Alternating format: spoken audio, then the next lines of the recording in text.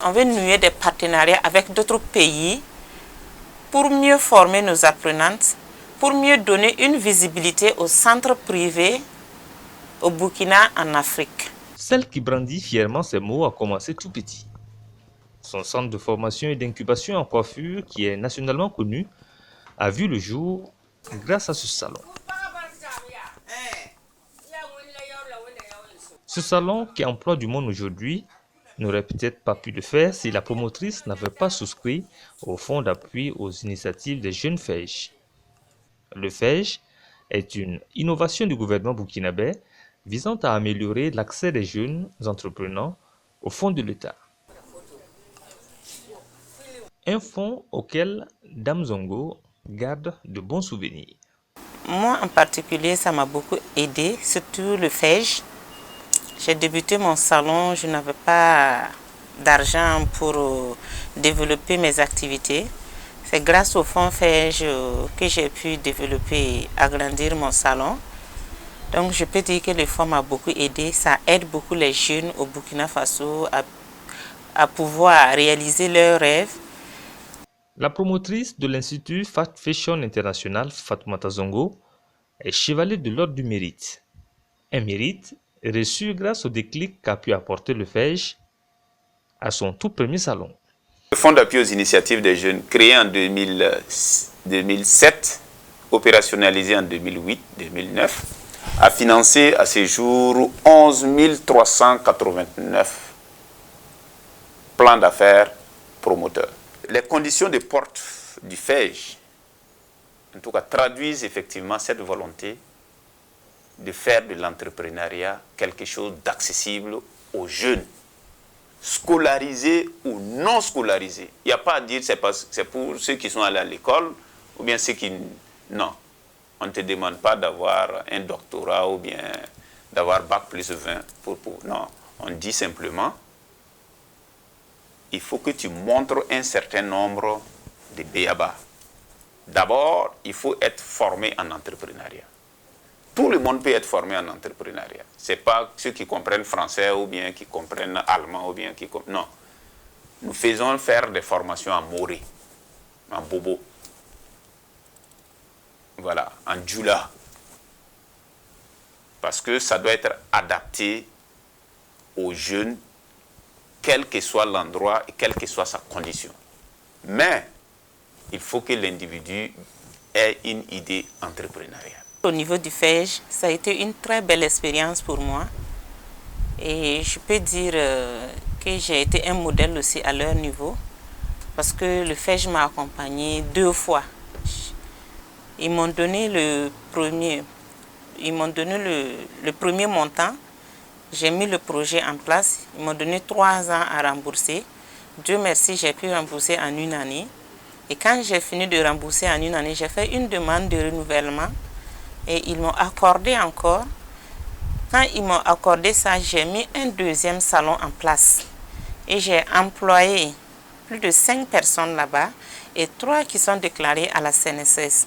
Le FEJ m'a beaucoup aidé, beaucoup aidé. Un crédit, c'est une philosophie. Voilà, c'est toute une philosophie qui est derrière. Le goût de l'effort, ça doit permettre de pousser le goût de l'effort. De maintenir l'engagement de l'individu dans sa dynamique entrepreneuriale en sachant qu'il y a des échéances qu'il doit respecter pour rembourser le crédit. Ce qui veut dire qu'en termes d'engagement et en termes de détermination, il ne doit pas baisser la garde. Il faut que ce soit au moins constant, sinon il faut que ce soit croissant.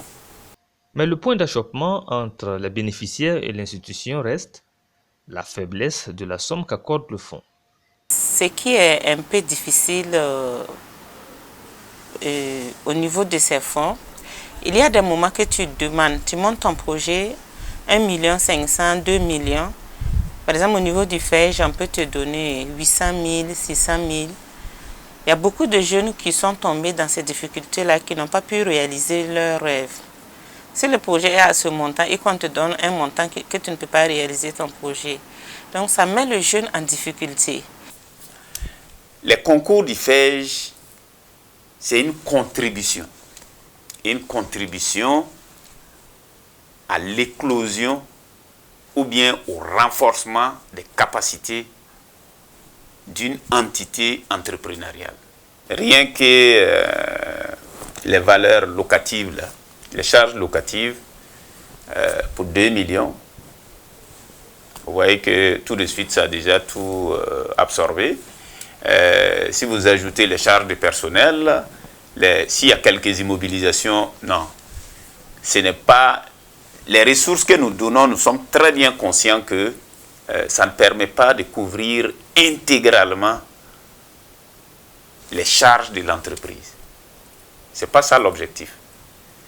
Mais ce que nous donnons, lorsque le jeune il dispose déjà de cette somme, ça fait des ressources en moins à rechercher.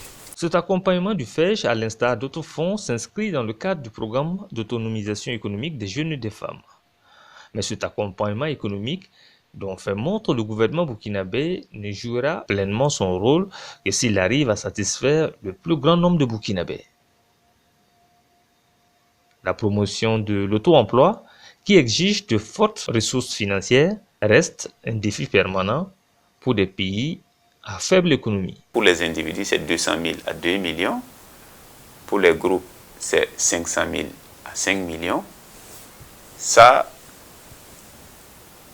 il nous revient très souvent que les gens disent que ce n'est pas suffisant.